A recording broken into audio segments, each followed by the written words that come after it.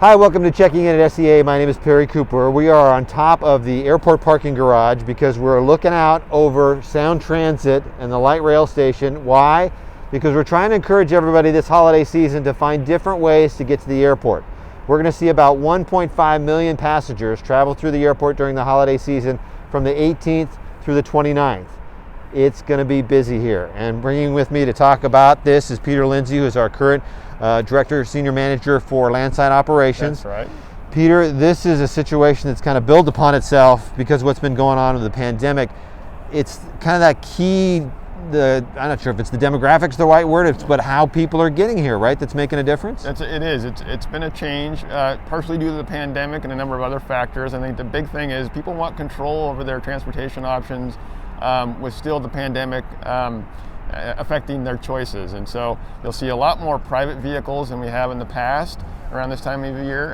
That means it's affecting our curbside operations and also our parking products. So you'll see more activity in those areas. That's kind of the big thing that people may not think about. If you're driving here to the airport by yourself in those single cars, that means there's a lot more spaces that are going to be picked up by a parking garage, which we already have seen over the years have been full because we've been growing so fast.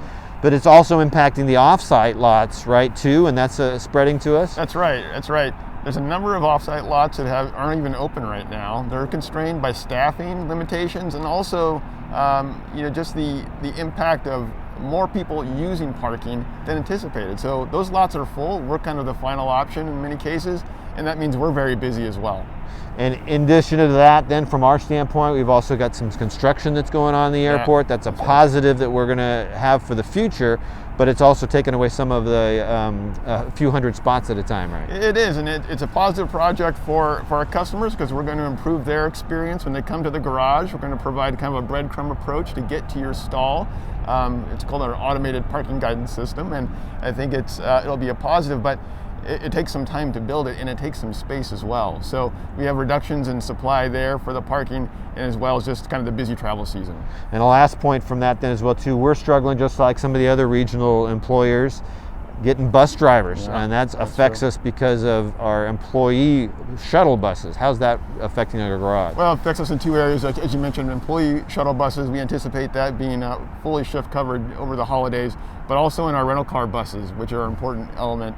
We're moving millions of passengers with that system as well, and we see staffing shortages and driver shortages that I think a lot of other entities are facing. So anticipate some line waits that are longer than usual with the rental car buses, but our staff are ready, and we have a plan to kind of mitigate those waits.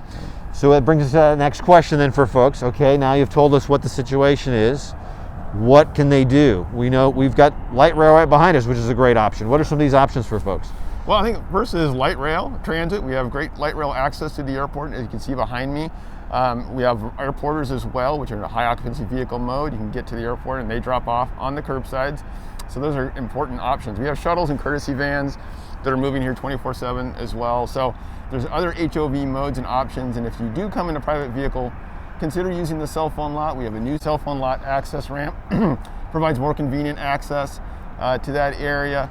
And just to think opposite a little bit when you come to the airport. During the busy times on the departures drive, perhaps use arrivals to drop off your party.